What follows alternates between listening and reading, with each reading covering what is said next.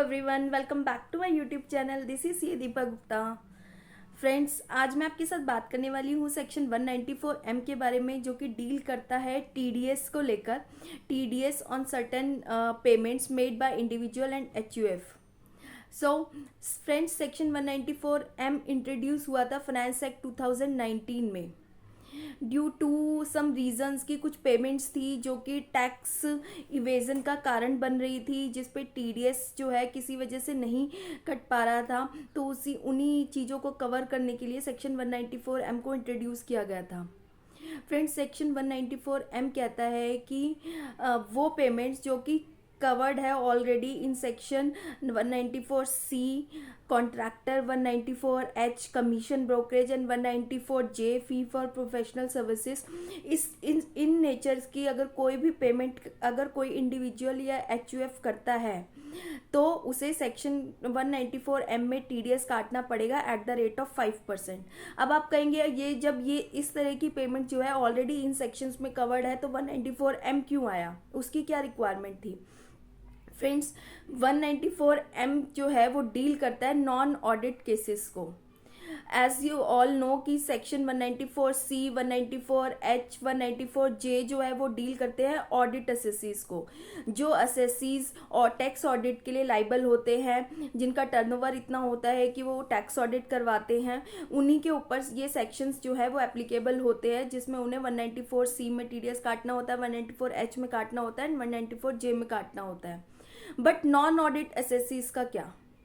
Non audit एसएससीज जिनके ऊपर tax audit applicable नहीं होता, उनके ऊपर टीडीएस के प्रोविजंस भी एप्लीकेबल नहीं होते। इसलिए अगर वो इसी नेचर की कोई पेमेंट किसी पर्सन को कर रहे हैं तो उस पर टीडीएस नहीं कटता था। तो उन्हीं ट्रांजैक्शंस को कवर करने के लिए 194M को लाया गया था।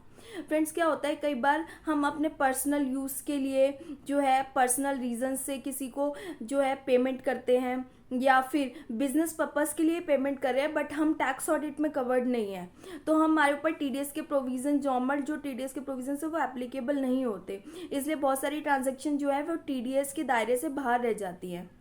सेक्शन 194M उन्हीं ट्रांजैक्शंस को कवर करता है। सेक्शन 194M कहता है कोई भी इंडिविजुअल या एचयूएफ अगर किसी भी रेजिडेंट पर्सन को कॉन्ट्रैक्ट के नेचर की या कमीशन ब्रोकरेज के नेचर की या फी फॉर प्रोफेशनल और टेक्निकल सर्विसेज के नेचर की अगर कोई भी पेमेंट कर रहे हैं in a financial year exceeding ₹50 lakhs, तो उस केस में उन्हें टीडीएस काटना पड़ेगा एट द रेट ऑफ 5%।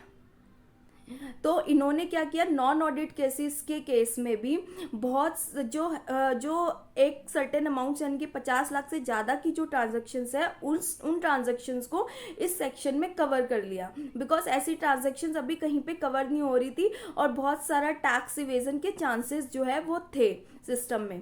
उन्हीं लूप होल्स को कवर करने के लिए 194M को इंट्रोड्यूस किया गया।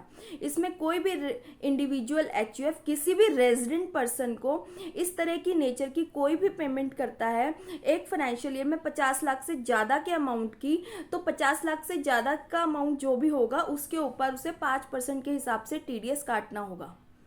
This is all about section 194M। As we all know कि टीडीएस काटने के लिए हमें टैन नंबर लेना पड़ता है। टैन नंबर से ही टीडीएस के प्रोविजंस जो है वो एप्लीकेबल होते हैं। टैन नंबर लेने के बाद ही उस टैन नंबर के थ्रू ही हम टीडीएस गवर्नमेंट को जमा कराते हैं, टीडीएस की रिटर्न जाती है। बट सेक्शन 194M के लिए किसी भी तरह की टैन नंबर लेने की रिक्वायरमेंट नहीं है। सिर्फ पैन के बेसिस पे टीडीएस कटेगा और टीडीएस रिटर्न भी नहीं जाती, सिर्फ एक फॉर्म फाइल होगा जो कि जब टीडीएस आप काटोगे और गवर्नमेंट को जमा कराओगे बस वही फॉर्म है। तो टैन नंबर की रिक्वायरमेंट नहीं है। सिर्फ पैन से जो है ये सेक्शन डील करता है टीडीएस प्रोविजंस को। सो आई होप आपको ये सेक्शन समझ आ गया होगा। एंड अगर आपको वीडियो अच्छी लगी हो तो प्लीज़ इसे लाइक कीजिए, शेयर कीजिए और हमारे चैनल को सब्सक्राइब कीजिए इसी तरह के यूज़फुल अपडेट्स के लिए।